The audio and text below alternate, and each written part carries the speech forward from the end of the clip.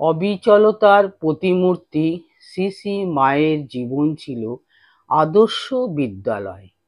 এই বিদ্যালয়ে স্নেহময়ী মায়ের সস্নেহ সান্নিধ্য, অপার্থিব ভালোবাসা ও সুশিক্ষায় বড় হয়ে উঠেছিলেন রাধারানী বা রাধু, মায়ের ভাইঝি। রাধারানীর সঙ্গে নিত্যদিনের সহজ সরল সাধারণ ঘরোয়া কথার মধ্যে মা রেখে গেছেন জীবন নীতির শিক্ষণীয় ও আচরণীয় অসাধারণ কিছু মন্ত্র বা মাতৃবাণী। মা বলতেন, স্ত্রীলোকের লজ্জাই ভূষণ, যার আছে ভয় তারই হয় জয়, যে সয় সে রয়, যেখানে যেমন সেখানে তেমন, যখন যেমন তখন তেমন ইত্যাদি।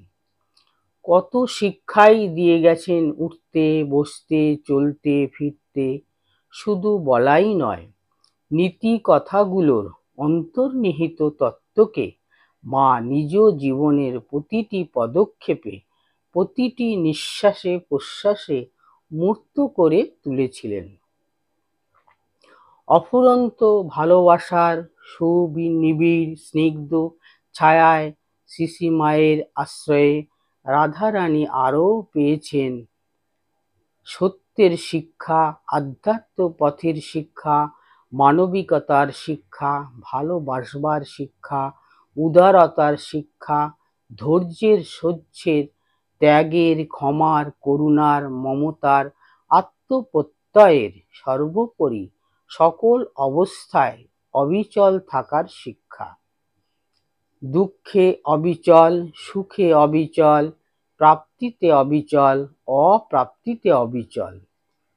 কিন্তু এত সব উন্নত ও মহৎ শিক্ষা গ্রহণ করতে রাধারানী ছিলেন একান্তই অনুৎসাহী। শ্রী শ্রী মার স্নেহ ও শিক্ষা সত্ত্বেও রাধুর বুদ্ধি বিবেচনা কোনোদিন সংযত হয়নি, আবার আচার আচরণও মার্জিত হতে পারেনি।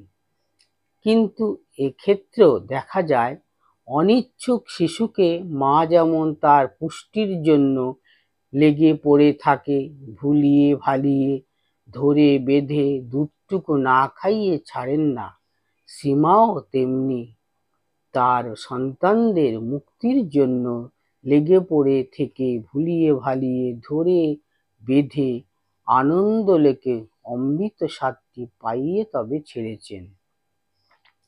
রাধারানীর ক্ষেত্রেও এর ব্যতিক্রম হয়নি।